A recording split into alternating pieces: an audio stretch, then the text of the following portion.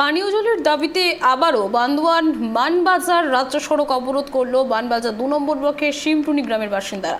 প্রসঙ্গত গত 15 তারিখে একই দাবিতে অবরোধ করেছিলেন তারা। বারবার প্রশাসনকে জানিয়েও সমস্যার সুরাহা হয়নি, তাই যতক্ষণ না জলের সমস্যার সুরাহা করছে প্রশাসন ততক্ষণ অবরোধ চালিয়ে যাবে বলে তাদের হুঁশিয়ারি দেন বিক্ষোভকারীরা। ভোর দুপুরে মানবাজার 2 নম্বর ব্লকের অন্তর্গত শিমটুনি গ্রামের বাসিন্দারা কিন্তু হাড়ি কলসি রেখে বান্দোয়ান মানবাজার রাজ্য সড়ক অবরোধ করেছে।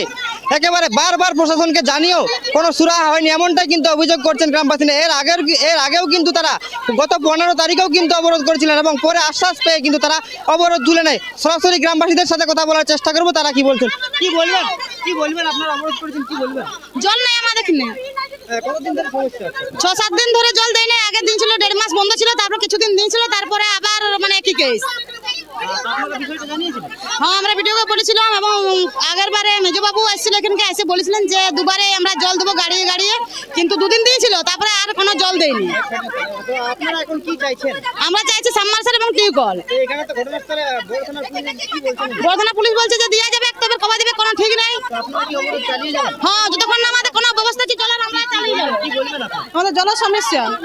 কিভাবে দিন কাটাচ্ছেন এই জল সংকটে নিয়ে? আমরা বহুত নদীর থেকে আনছি, টাইম কল সারাই নাই, জলের খুব কষ্ট।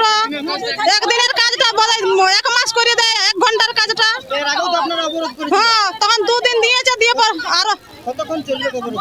আর যতক্ষণ ভিডিও সাহেব যতক্ষণ না আসে ততক্ষণ পথ অবরোধ চলবে। আপনারা অবরোধ তুলছেন না? না, তুলব না।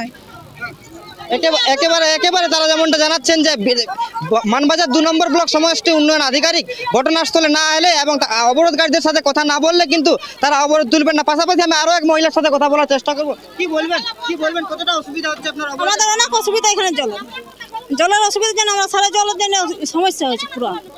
এই তো পুলিশ এসেছে। পুলিশ বলছে জল দিব না, বলছে টাঙ্কির জল দেবো, টাঙ্কির জল দিব না আমরা। আপনারা কি চাই? আমরা কল, হ্যাঁ কল যেমন চাই। সম্ভব না হলে 2-3 সই করে দেয়।